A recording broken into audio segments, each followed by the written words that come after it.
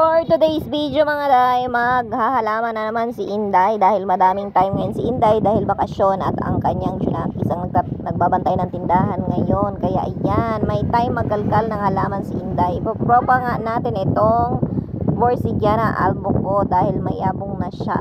O ayan yung ibang mga halaman ko, ipeflex ko lang, paingit-ingit, char.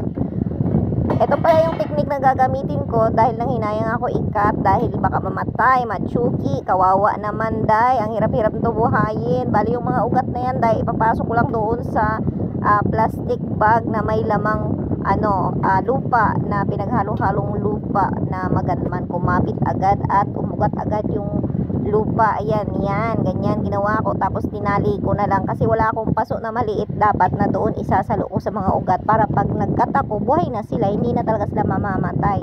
Yon yung isang technique mga Inday. O siya, wag puro panood, pa share and like naman ang video. Yun lang, maraming salamat, love you.